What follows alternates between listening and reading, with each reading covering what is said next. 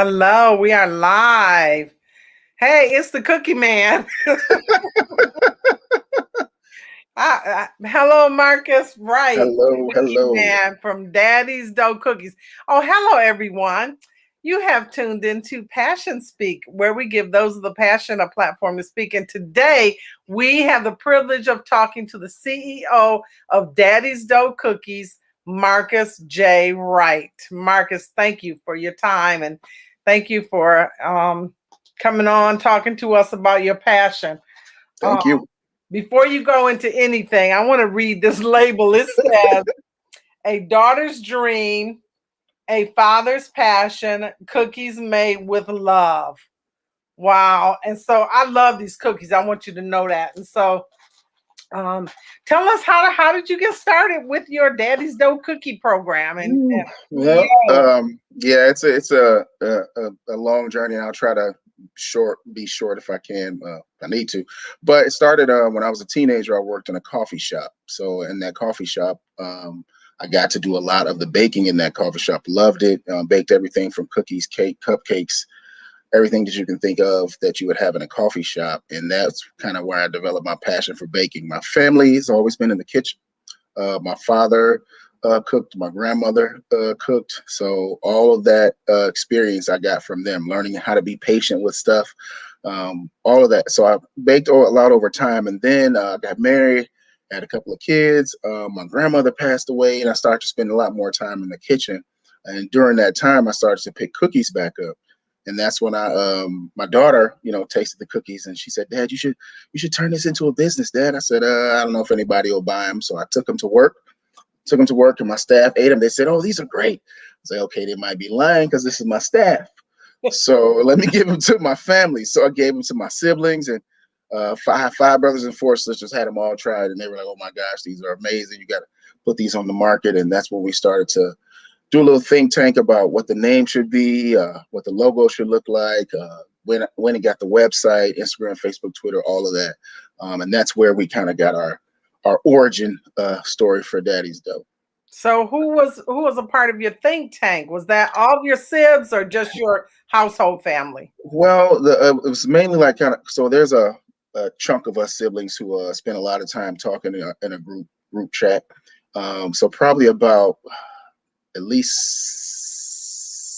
seven of them were in that process.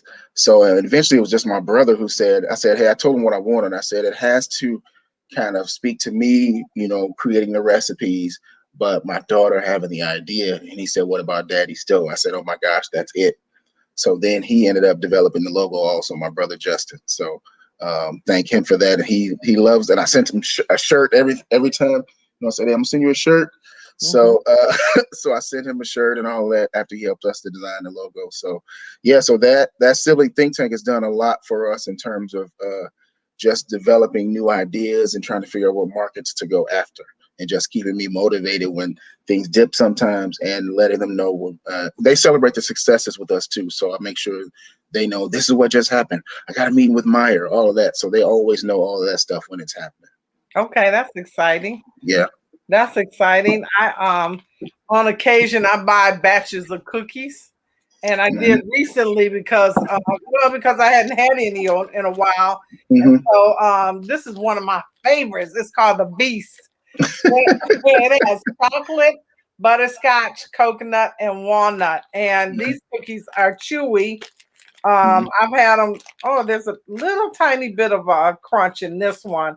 I've Yep. had these for probably a week.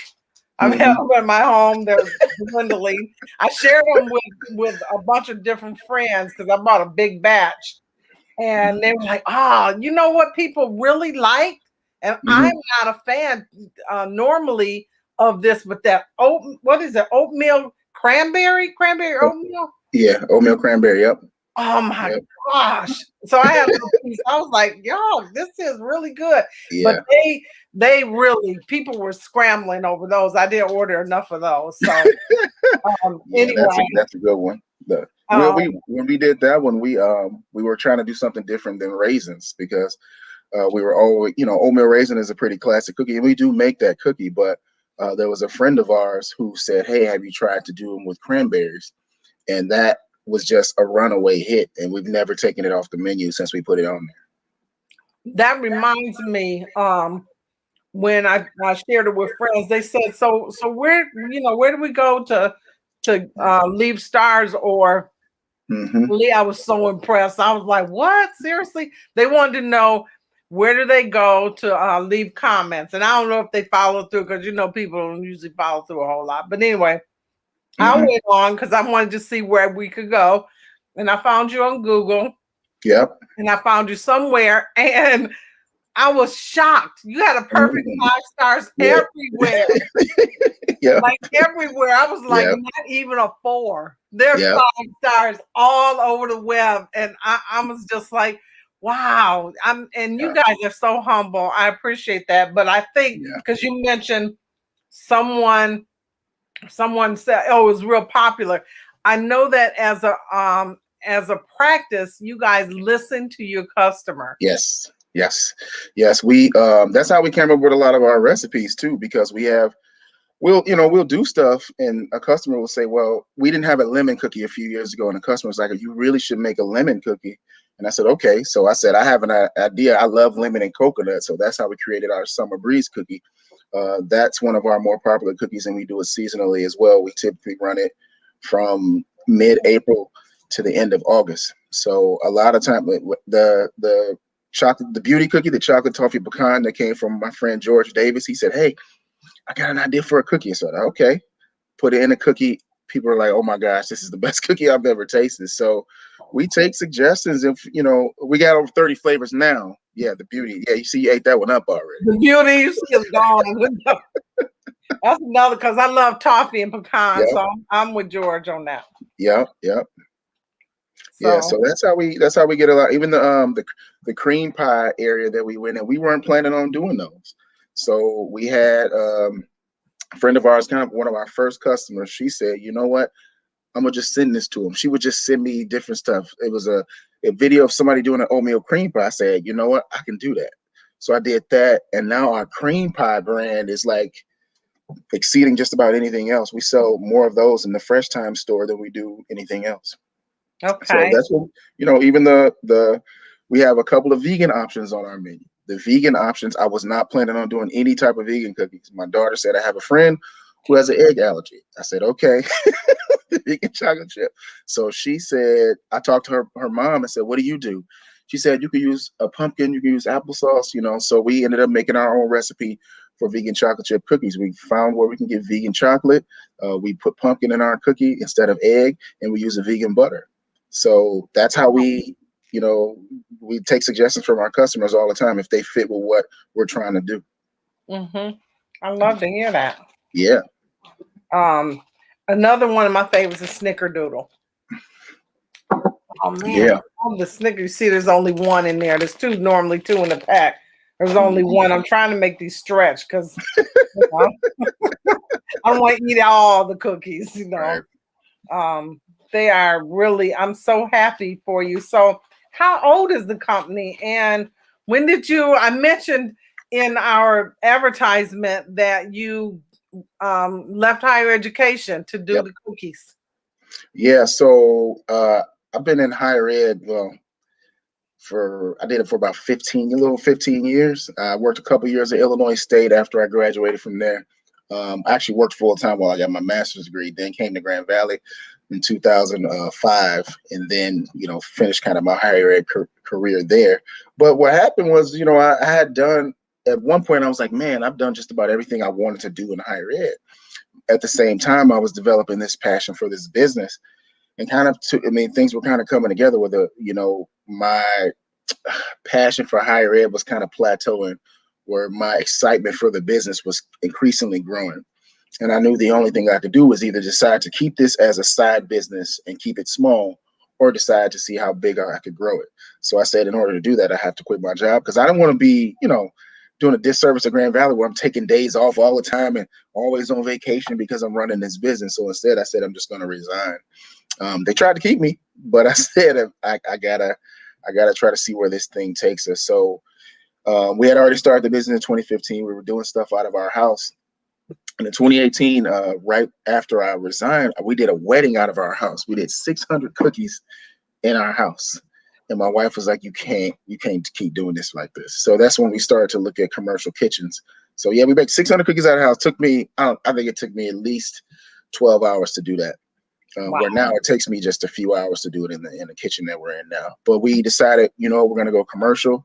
Bridge Street Market, which is a convenience store run by Meijer, was opening up at the same time. So we got our license, got into that store, and that helped us kind of ramp up the revenue and kind of get some brand recognition, while putting the cookies in stores.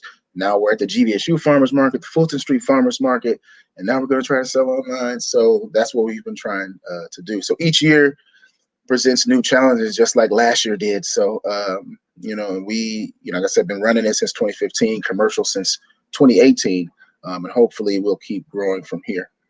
Okay, it's looking promising. It is. It is. When we posted, we listed all the different places where people can look at and where people can get your cookies. But Right. I wanted to talk a little bit about your business with your retail establishments. You're in, like you said, the Bridge Street Market. That's the one downtown Grand Rapids. There's Fresh Time Market, Farmers Market. That's on Burton. And there's Horrocks. That's a good one. Mm-hmm. Out in Kentwood. And you're at the Public Museum. I did not know that. Yep. And then Capital City Market in Lansing. Yeah. What have you learned with working with your retail partners? Well, I learned that you have three real entities that you're dealing with when you're in the store. You're dealing with the corporate folks sometimes, you're dealing with management in the store, and you're dealing with customers. And all of those people have different philosophies on how you should run your business, how you should stock your cookies. And the thing is, I believe you have to get the buy-in from the folks that are in the store and also from the folks from the top to be able to serve your customers the best way you can. Because just because the customers are going to go in there doesn't mean that the folks who are running the store are going to make sure they take care of your stuff. So you got to make sure you get buy-in from everywhere. So we've developed a great relationship with Meijer, where we know some of the folks in the corporate offices, where we've talked to the folks in the stores. And now when we go into the store and put our stuff in, they're also telling customers about, oh, here's where Daddy's Dough stuff, here's where this is. And then our customers are also selling the products for us too, where they'll tell somebody, oh, you can get their cookies from over here. So it's a lot to learn. Bridge Street was a different, I won't say different animal, but different store in general, where we could literally just go in the store, go in the back, give them an invoice, and just stock our stuff. And that's not typically how most of these stores work. So we've learned that, it takes a lot of work to learn how a company works, what the customer needs, and what the difference is between the corporate management versus the store management, and trying to balance all of those folks, all of those egos, to make sure you're providing what you can for your customer. Well, I'm glad you've been successful. That's encouraging. Yeah, it's definitely something I tell folks to, don't rush into it. If you get in a store, master that store. Don't, say, okay, I got this store and I got to go over to this store. Well, you haven't done anything in the first store yet.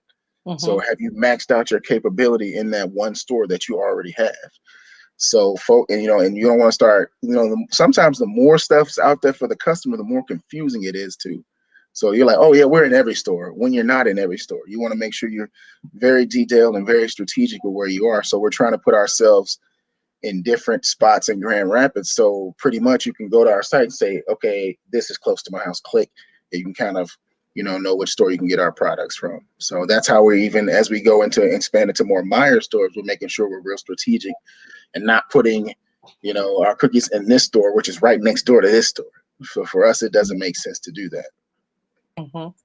And we can learn, I'm going to show this. We can also, we can order cookies online right through your spot, right? So we can do catering. We can do, oh, nice. We can do we can do gift baskets. Wedding displays, and you have YouTube. I like your YouTube. It's fun because you have the kids helping. You have in one YouTube I saw you have the whole family Yeah, helping out with yeah. making the cookies, and I thought that's really nice because yeah, put them babies on the payroll. Hey, got them on the got to put them on the payroll. Say, hey, Put them y'all, on the payroll. That's what they tell yeah, us, isn't it? you want some money, you got to get on the payroll. So Oh come, yeah. put some labels on these bags. Hmm. So we already talked about what you would and would not do as if you had it to do all over with, and you're basically saying it's concerning your retailers, right? You would manage that relationship differently. What is what you were saying? If you saying if I what I What you manage. would and would not do if you had it to do all Oh over. yeah. Well, I think because before there were a couple of spots that couple of fun places for kids that are around the Grand Rapids area that I tried to work with, and those relationships just I mean it seemed like a logical place for our cookies to be, but then you start this is where you're having a conversation with the management in the store and it makes sense, and then they're talking to corporate and corporate's like, well, you need to price them like this or you need to place them here. So it's really a matter of making sure you have buy-in from everywhere and making sure you know how your product's going to be moving through these different channels. Because even one of the places that I was looking at, 2 weeks later, there was a new manager in the store, and he was like, "I don't want to deal with these cookies anymore." And I was like, "Okay." So you live and you learn. So it's one of those where I said, "Okay, let me go back to square one. Let me now work on expanding into more stores. Let me do better in the places that I'm at. How do I, so I started talking to the staff, how do we make sure our cookies are in a prominently displayed place? Mhm. How am I sharing this information with folks on my Facebook, Twitter, and Instagram? So every time we're stocking, we're doing Instagram and Facebook stories so that folks know that the cookies are in there. And people are like, "How are your cookies moving so fast?" I was like, "Because we tell people when they're in the store." Mhm. And then they see these are the types that are actually in the store, and I make myself available where if a customer messages me or emails me, I'll say do you have any of these available? Yep, we just stocked them in this store yesterday, or you can buy those online, we don't have those available yet, or whatever. Trying to keep those open lines of communication with me and the customer. So yeah, I definitely wouldn't rush like I did before. And there was another store on the west side of Grand Rapids that we were in that didn't work out. They just stopped talking to us. So some Okay. people just, sometimes it works, sometimes it doesn't work. But when you have channels that do work, you want to make sure you're doing the best you can in those places instead of saying, well, we only do $50 here. Let me try to find another store. Well, why are you only doing $50 in this store? Try to Mhm. figure out if you can make more, or if this is a relationship you should just end and try somewhere else. So Right.